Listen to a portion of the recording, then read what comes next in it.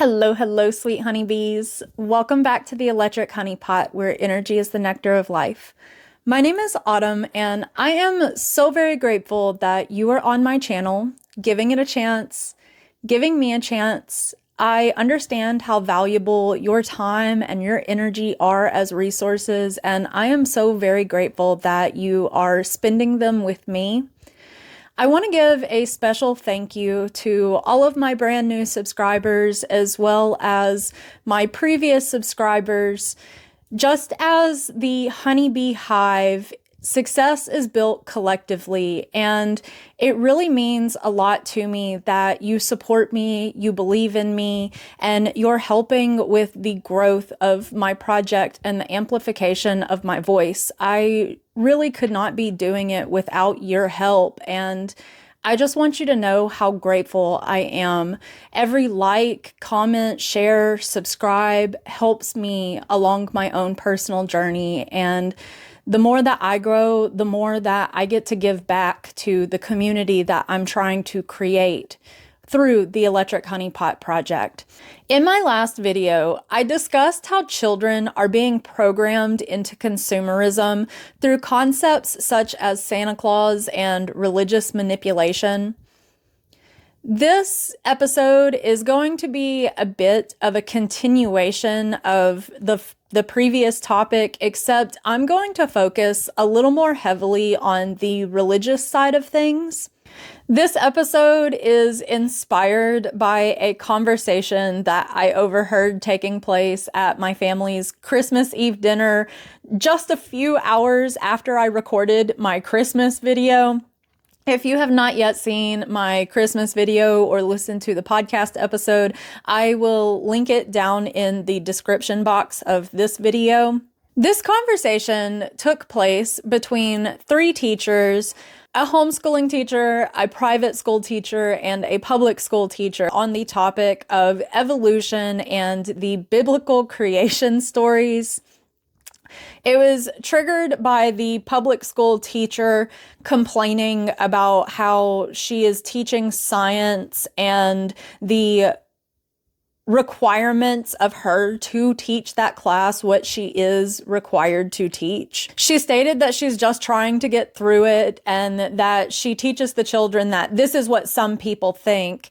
And then she continued on to complain about how why can't people just believe that God created the earth? Why do they have to have some kind of proof of how anything happens? The teacher that worked at a Christian private school chimed in about how he teaches history to middle schoolers and how he enjoys it because he gets to talk about ancient cultures and religions, but he can always reference back to the Bible and teach it from a biblical perspective. He listed ancient Egypt and Hinduism, which Hinduism, it does come from ancient culture, but it is also a modern day religion. It is the world's oldest living religion that is a major religion within the world.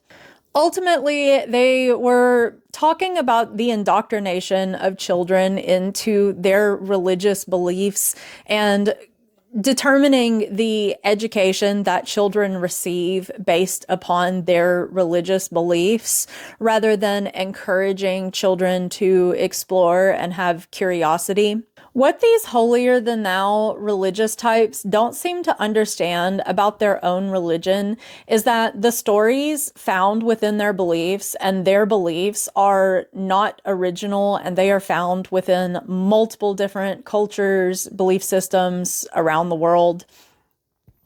They have a very limited perspective of the world and existence because their beliefs were taught to them as ultimate fact, and they were taught not to question it, that this is fact, this is how it is, to quiet any kind of curiosity into any other kind of belief system or to quiet dissent towards religious authority over the way that they think and feel about the world and about God. What little they do get exposed to regarding other cultures and belief systems is often manipulated by the media and the powers over them, such as the church, the preachers, political leaders.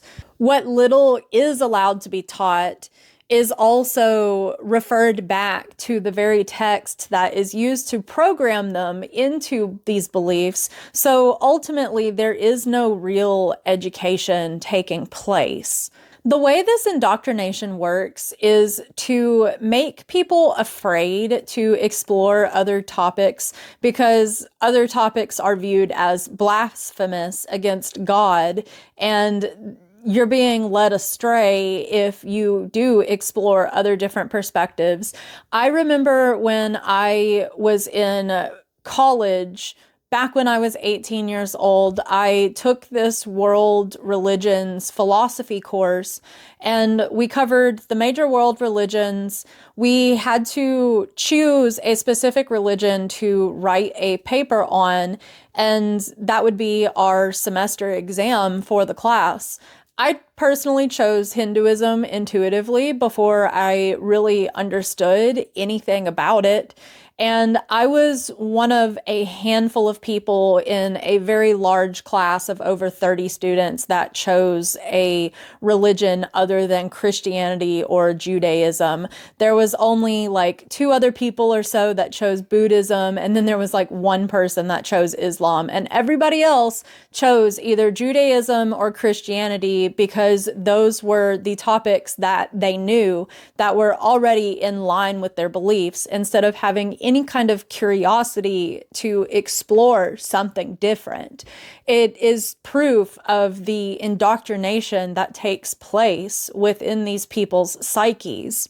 Now, I am by no means an expert on any religion because I personally dabble in multiple different belief systems and cultures to figure out what resonates with my own soul, what speaks to me on a soul level.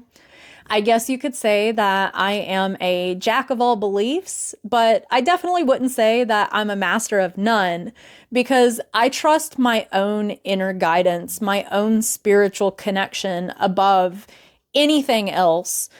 And even Jesus taught that there is an inner kingdom and encouraged his followers to get in touch with their own inner kingdom and to question the powers that are over them, telling them what they should and should not believe and how they should and should not practice their spiritual connection. I remain curious about other perspectives, but I always use my discernment when it comes to what people are telling me, what books are telling me, what the media is telling me.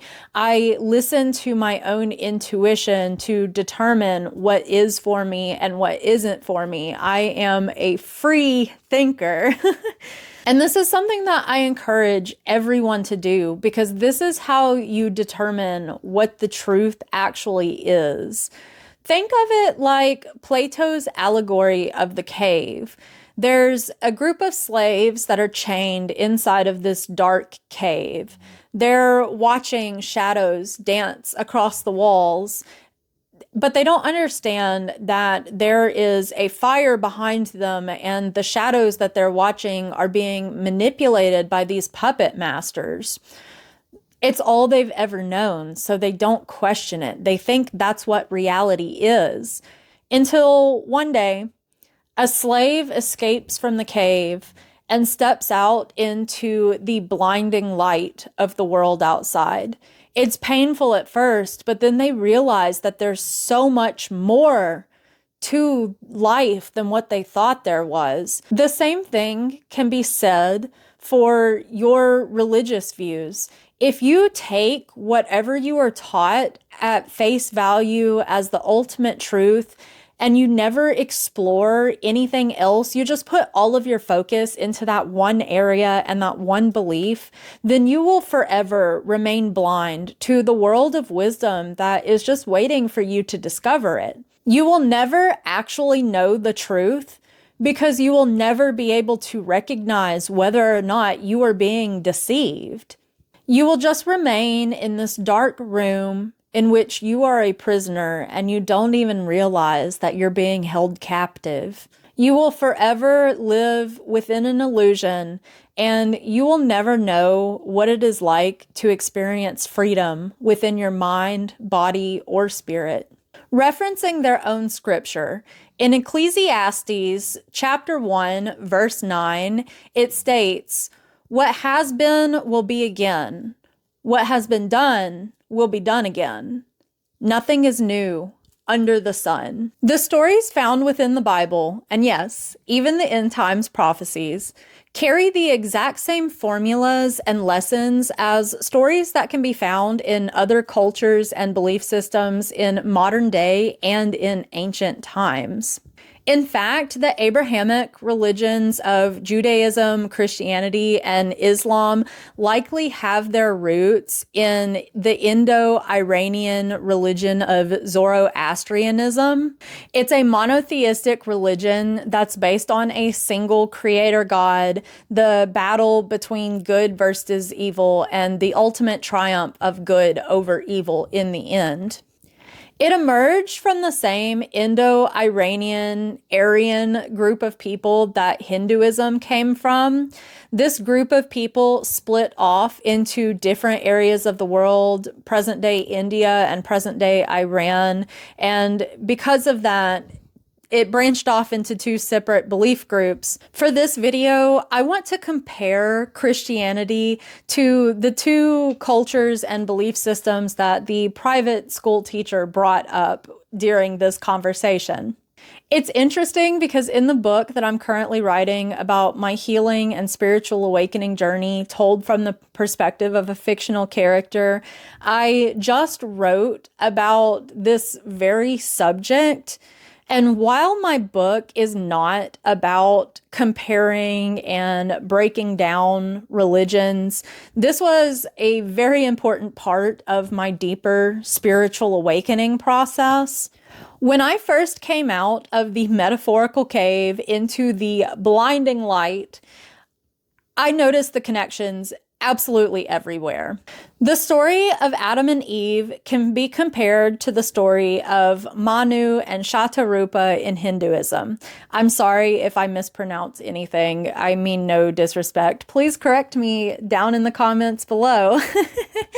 But Manu and Shatarupa were created when Brahma decided to separate himself into man and woman, and then they got married, they had children, and this was the beginning of the human race. Sounds familiar, right? Then we have the story of Cain and Abel, a classic tale of sibling rivalry, jealousy, and usurpation.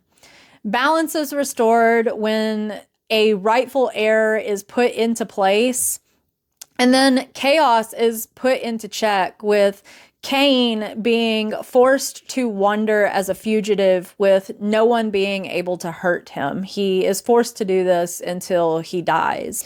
It mirrors the tale of Set murdering his brother Osiris in Egyptian mythology. Balance is restored when Horus is deemed the rightful heir to the throne of Egypt. Then Set is subdued, but he isn't destroyed. Both of these stories teach lessons of the dangers of jealousy, unchecked anger, and hatred, along with the concepts of right and wrong and the lesson of mercy within punishment.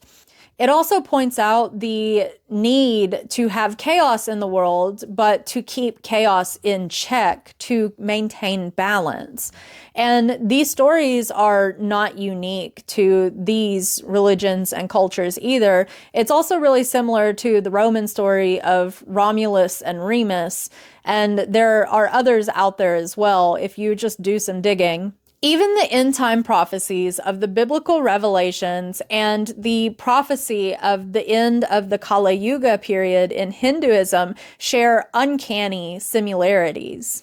Both religions describe a world that is ruled by sin. There's lying, manipulation, greed, sexual deviancy, vanity, a lack of spirituality or spirituality that is practiced through superficiality. Corrupt powers lead all of it through deceit and self-interest.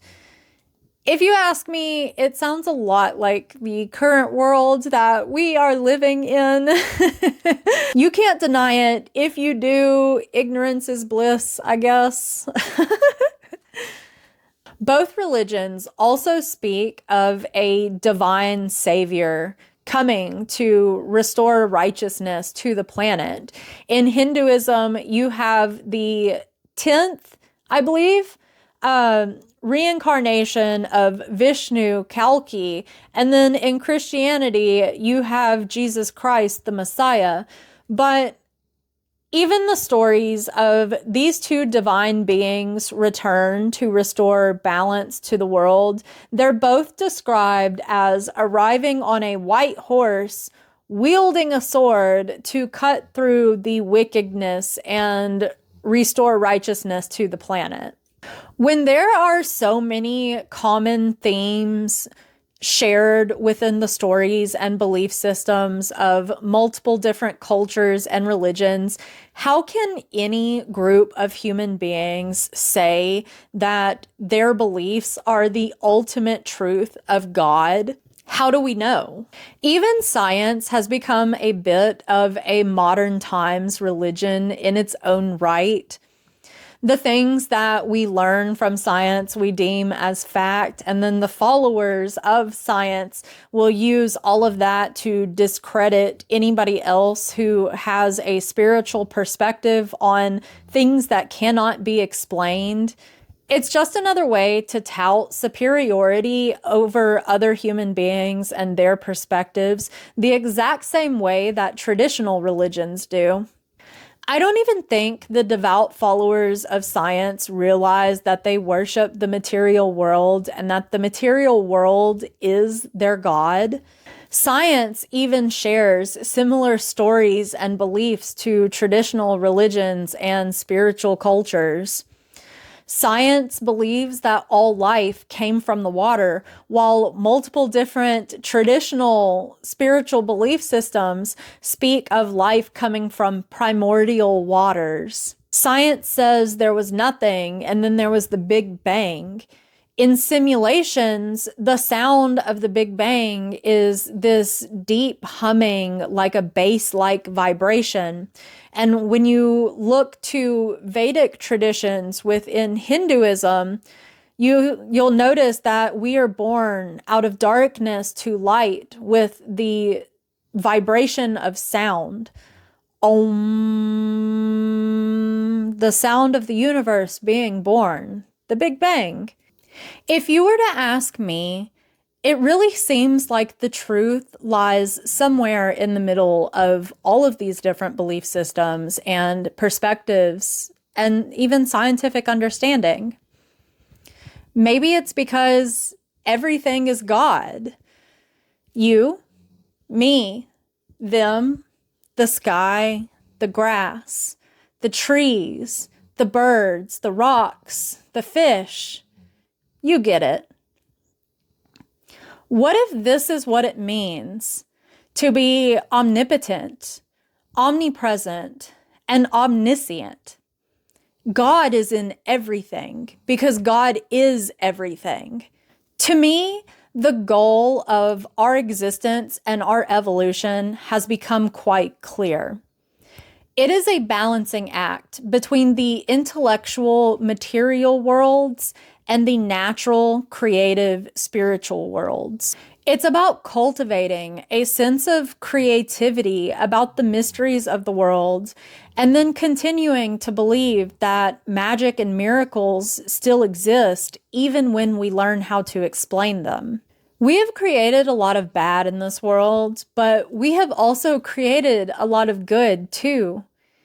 Is our ability to create not a miracle within itself? Is our consciousness not a miracle? Is our life not a miracle? Imagine the miracles we could perform as the human race if we learned how to stop arguing and fighting amongst ourselves based upon all of these man-made, made-up labels that we put on absolutely everything. All of the time, energy, and resources that we have used to hate each other and to control each other could be put forth towards creating heaven on earth. We learn by being different, but really we have more in common than we think. You call it pop, while I call it soda. You call it a cart, while I call it a buggy. You call it a mountain lion, while I call it a cougar. You call it a fiddle, while I call it a violin. You call it God, the Creator, while I call it Source, Spirit, Universe, the infinite consciousness from which we all come from and from which we will all return. There is no separation, only the illusion of one. We don't see it when we decide to stay within the dark cave that our handlers put us in, watching their puppet show until we die. It's time to shine light into the darkness and illuminate the truth. I have learned that the truth is not about being right or wrong. It's about having humility and integrity. The universal truth is one of developing unity and love for one another because we are one. When are we going to figure it out? Let's break the cycle of generational trauma together. Thank you so much from the bottom of my heart for listening to my perspectives and my teachings. I was inspired by a moment that I perceived as ignorance, and rather than arguing with it, I realized that my time and my energy could be better invested into guiding and teaching those that are ready to step out of the cave. Sometimes we just have to accept when people are operating out of limited perspectives and accept them for where they are at along their own personal journey. We can't force anyone to heal, to grow, or to change, but we can use these moments of ignorance to find inspiration to assist those that are ready to heal, grow, and change. I hope by creating this, I have inspired something within you. I hope this has resonated with you in some way on a soul level. I am so very grateful for the opportunity to exist within the times that we are living in to help be a light in a world of darkness. I am so very grateful that I have this platform that I get to speak to you on, and I'm so grateful that we get to exist at the exact same time and share in this human experience together. I love you so much, and the world is a brighter place with you in it. Your life has purpose. Your voice has purpose. Your perspective has purpose. And learn how to see yourself through God's eyes, not through worldly eyes. Well, that is what I have for you. I hope you have an absolutely wonderful rest of your day, night, week, month, year, and life. Remember to stay curious and question everything.